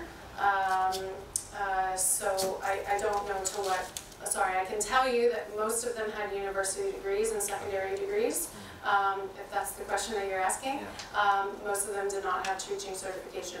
So that is an actual piece of analysis that's in our report that you can look at. Great. Sorry, it took me a long time to get to the answer. Yes? Yeah, sort of follows what was already asked. Is there any sort of like accountability measures in place? Is there any network sort of inspection over the schools which would sort of try to oversee if any laws or... Yeah. So I'm going to start to answer the question, and I'm probably going to rely on Dr. Abdul Karim again. So you have local councils who have responsibility for oversight, I would assume, of health centers as well as schools. And there is supervision within the ministries of education. We know that the supervisors are going to the schools. What we understand, which is not surprising, is that it is around, it's that kind of compliance-based approach rather than a mentoring or coaching approach. Anything else you want to add around kind of accountability for behavior in the schools? You mean currently in 2018? Yeah. Yeah. Sometimes only by like local councils and some community members who would be involved in this accountability mechanism, either for schools or health centers. Yeah. What I want to say, and I do want to say it a bit cautiously, from my experiences in these types of environments, and especially when things are a bit fragile, it's a little bit about power playing. So we're not talking about transparent systems. All right, we're coming kind of towards the end. Does anyone want to share their answers as to why we watched that video about South Sudan when we were talking about northern Syria? Okay, so I put that it's showing another area of crises, but it's not getting the same attention. And so I'm thinking as term of what South Sudan has to offer the world versus Syria, and why the priority is Syria, when there's been an atrocity going on in South Sudan since 2011, so a year longer, and the impact is just as devastating, if not more so, but the world is somewhat silent on that issue versus Syria, and there's not anyone playing a part in disseminating the violence in South Sudan. It's a very, very good point. Other reasons why I might have done that? Yes? I think to say that the impact of conflict on education in general are more or less very similar in any context. Yeah. Yes? I think it kind of provides a justification for why we should research and look at and concern ourselves for trying to improve education in conflict scenarios, because I think often maybe the focus might be on immediate concerns such as shelter and food, and education might be kind of a last priority, whereas from the students themselves it's one of their top priorities. Yeah. Any ideas about why? I didn't show you all the slides about kind of how underfunded education is compared to other sectors. Any ideas about why we struggle to get education as a priority? Yes? Because it's something that the consequences are in the long term. Yep. Yep. And within the sector, when we talk about programming towards kind of access and availability of spaces, especially in acute emergencies, but also in development, the money goes all at that, because you can take lovely pictures of a building that's been constructed, or an adorable child with a blue backpack and what have you. But how do you effectively market the attitudinal change in a teacher over 7 years, right? It's not going to fit within your political cycle. No. All right, there's a lot of reasons why I showed you that video, but I think all of your probably answers are relevant. We are probably not going to spend a ton of time on the conclusions for a number of reasons. We're running out of time. You've probably figured out what we found. So I'm going to go through these relatively quickly, and we'll get to the recommendations. So I'm kind of saying at the bottom, you know, yes, schools are safer than they were when Abdul Karim and I were, you know, wondering if one of our schools or health clinics was going to get bombed in the next hour, right? They're getting safer, but there are still concerns there. We didn't talk at all about accelerated or other forms of alternative learning programs. They're not really happening very much there. School administrators and education authorities are not really aware of them, and that's somewhat devastating, because this is the exact context where these types of programs are necessary. That's another conversation. We have a lot of concerns here, right, as we've talked about, unfortunately.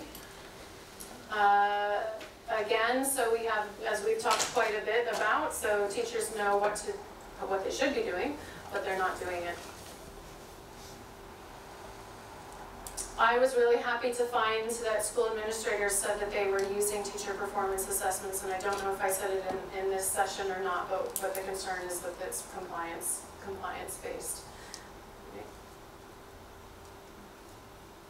We talked about this, not a good situation there. A lot of kind of relationship development that needs to happen. So we talked about that the same curriculum is being used in most spaces, which means that when kids migrate, either, I should say, when migration is, whether it's forced or chosen, that it's likely they'll be using the same curriculum. That's a big deal, actually. So that's a really good, that's a positive. All right. So before I get into the recommendations, I want to make one kind of very, very clear statement, which is that everything that I've been sharing with you is kind of that tip of the iceberg, right? So what you see up here, you might say, well, of course we need to invest in continuous professional development, right? Of course we should focus on differentiation. What is important about the study that we've done is the granularity that exists, okay, that we have in this compendium that I told you you can use as a book, as a doorstop. What we have done in the electronic version of it is that it's all hyperlinked. So when you look at the table of contents or you look at the table of figures and you say, so let's say an implementer If Caroline, for example, with Plan, if she says we are going to focus all of our work on the inclusive education and supporting school administrators and education authorities to make the spaces physically accessible. Let's say that's her choice. She, in our document, she can then choose that specific topic, those specific stakeholders, and then she can go down, she can go to the sub-district and the school level, so she can develop a bespoke program, right, based on this data. We've said that male teachers, for the most part, really need a lot of help. There are some places where they're doing a great job, right, and so we also need to be cognizant that we're not doing a giant plaster kind of over the entire male population. So the splicing, then, if you will, that we have in the compendium and that can be done further within the data set if it's required by a stakeholder like a donor, is geographic location, is informant gender, it's the grade level, it's the subject that was taught, as well as all of these kind of sub-questions, right? So we're able to have that granularity. So, as I said again, yes, we need skill building for numeracy. So we know exactly which of the practices teachers are struggling with more in the classroom, right? And we know, where, for example, in Raqqa, there was something that teachers were doing like phenomenally well, and so you'd want to probably spend some time in that sub-district and figure out what's going on really well there, and look for replication, look how to replicate. We don't talk about investing in school administrators very much, and so we felt that it was a good opportunity to say, we're skipping to the teachers, or we're talking about skipping to the teachers, but we're not even necessarily, doing a lot of sound work there, but help them, because they're the ones who are making the decision in the school space. So, integration of internally displaced populations, that was really big in both the quantitative and qualitative data. Attitudinal issues, we don't want these people here and they're here and they cause all the problems, but they're there. So, working on that. PTAs and school management committees, kind of a basic, we really need to get them set up so that we can start, again, strengthening that school-to-home learning continuum. Putting in place teacher well-being systems. So we can say to the school administrators, bravo, you were already, 77% of you are doing these performance assessments, but how are you doing them, right? How are you using them? Do you know about the research? So one of my favorite pieces of research is from Dan Ariely, who's a behavioral economist, and he found this fantastic information, which is that people who work in cognitive forms of labor rather than manual forms of labor are not motivated by money after a certain point of comfort. They're motivated by autonomy, mastery, and purpose. Okay? And so introducing some of these ideas into the performance assessment system. Introducing peer mentoring networks. So Charlotte is really involved in the Teachers in Crisis and Conflicts Context group, which is a group in the sector who is helping to try and move the needle, if you will, in terms of having content for implementers to use to help teachers. To support their well-being and such. And teacher learning networks are one thing that we can set up that are super effective, super cheap, really good in areas where you have issues, working mothers who are teachers, or checkpoints that can't be crossed, etc. This is all about helping parents be active partners in children's learning and well-being, so working at the household level.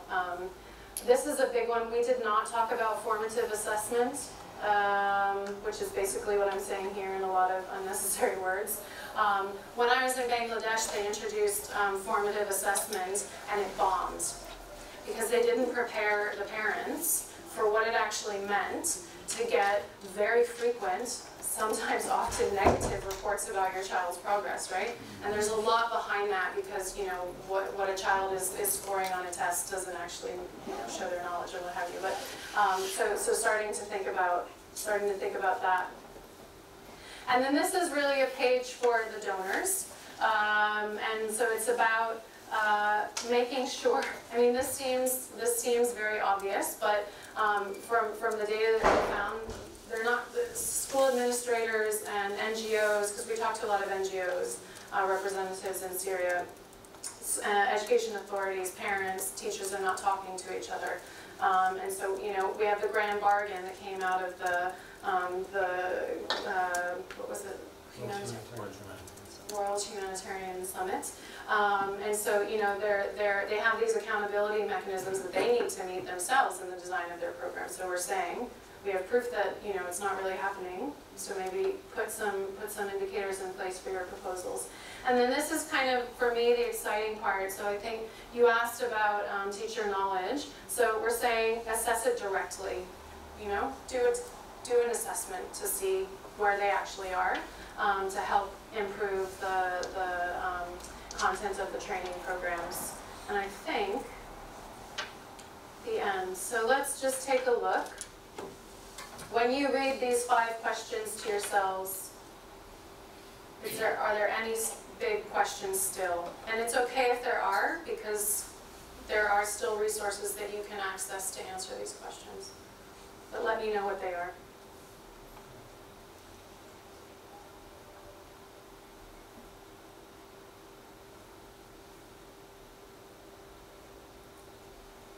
Yes, please. I have a general question. Yeah. That's right. Measuring kind of attainment in education can create perverse incentives, and you know, targets can create perverse incentives. Was there any evidence in this, or from your work more widely, that sort of NGO monitoring and evaluating of its programs is having a trickle-down perverse effect on the very programming itself? I don't feel like I can answer your question because we weren't actually asking those questions, but it's a good question. Okay. Yeah. Yes.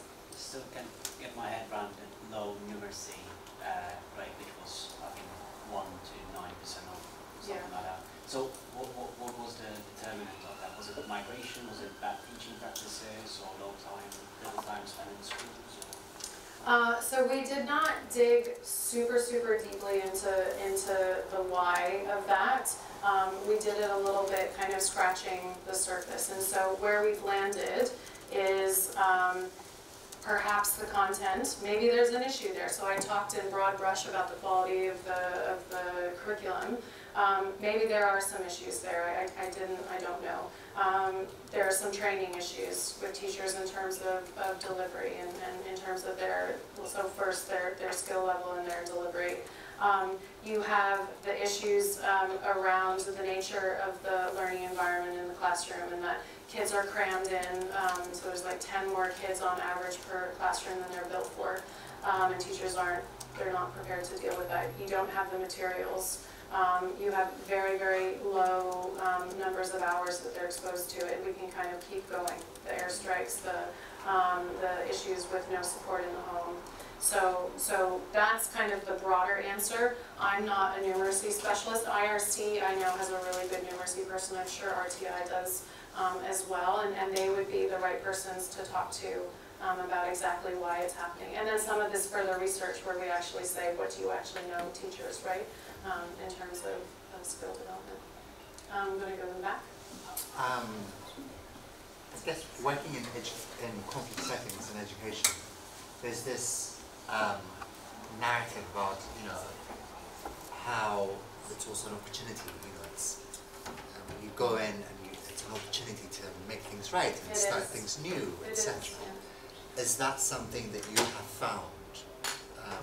Would you say that, like, because there's a part of me that always feels that it's not necessarily blank slate that you find as well. There are always systems that people have used for a long period of time. Things shift with conflict, etc. But it's not quite always a blank slate. What would you say to a skeptic? Yeah, I'll give you 2 examples. In the Taliban era in Afghanistan, CARE and IRC and probably World Education or someone were working in under what we were calling underground schools at the time, which meant that women would gather together with their young daughters to teach them how to sew, right? And education would take place in those spaces. And when the Taliban fell, the systems there of those sewing circles there was enough documentation of it. It had been effective enough that the newly formed Ministry of Education absorbed those schools and actually took them as a model to reach other rural areas. And so there's a specific office there in the Ministry for Community-Based Education. That's one example. The other one that stands out to me, I'm really kind of passionate about the topic of certification and learning in crisis and context, right? So we talked about how motivated parents are by that well-recognized certificate. So during the conflicts in Liberia and Sierra Leone in the 90s, IRC was, again, was running some programs in Guinea-Bissau. I hope I'm saying that right, or Guinea.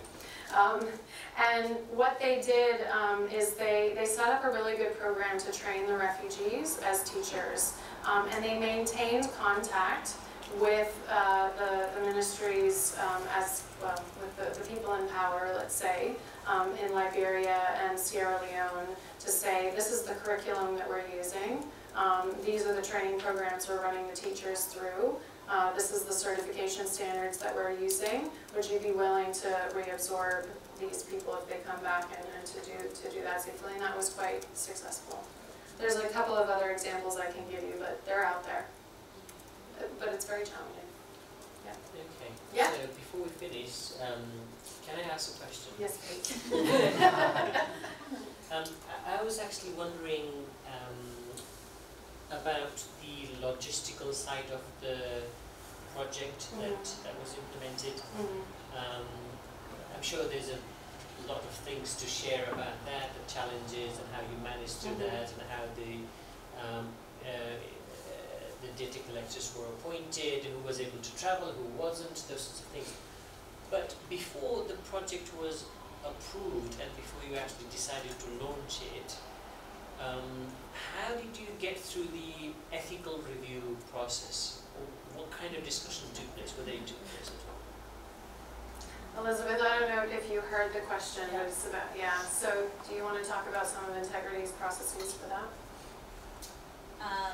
Sure. So, I mean, in terms of, Integrity has kind of well-set policies in terms of consent forms, in terms of how you collect data, in terms of our enumerators are all training aspects. Because it's, I think the ethical considerations were very much done internally. I'll be honest and say there wasn't a kind of ethical board. It wasn't kind of an academic study. It was more kind of donor-delivered in a stabilization environment. So because of that, all those ethical considerations were sort of taken on internally. For us, it's about choosing the correct enumerators, about them understanding their locations, about doing the kind of research beforehand to be really clear in terms of the contextual analysis of the climate, who's going to be there and how, to say that we feel safe sending enumerators into those areas. But there isn't sort of a formal ethical process. I might add something actually. It was interesting when we looked at the safeguarding protocols, because obviously there was contact with children on the project, so we actually put quite a lot of effort into writing bespoke safeguarding protocols, reporting mechanisms for the project. But those were building on a long-established principle of do no harm in all of our projects and programming. And it's essential that we're conflict sensitive when we go and do the work. So as Elizabeth said, it wasn't quite sort of a board type sign-off process, but we have a process of signing off all the projects and programs before we actually bid for them, that I think you would see the commonality between the two, and it mirrors off those checks and balances.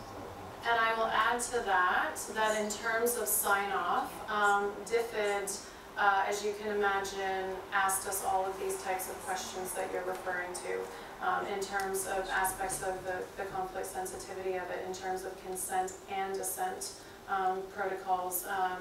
And so they had 2 opportunities to review our proposal and then our final recommendations for all of the methodological aspects, down to how we would recruit, how we would vet the enumerators, exactly what type of language would be on our safeguarding reporting forms, etc. So there was that. There's the internal. The name of the company is Integrity. And they were established. I mean, I want to be too obvious, but they came from entities with big names that many of you might know, and so we want to work differently. We want to make sure that our enumerators are actually really well remunerated, and that we ask them well-being questions on a frequent basis, and that we're not running them 7 days a week, for example. Okay, so you have an entity, as Sam said, who runs operations. That has these protocol in place, and then we're tested through DFID. Right, and thank you very much. Thank you so much. Yeah. Okay, so I think we have to finish now. It's been really interesting and very engaging session, and thank you so much, Jen, for coming all the way to give this wonderful talk today. And so we give her a round of applause.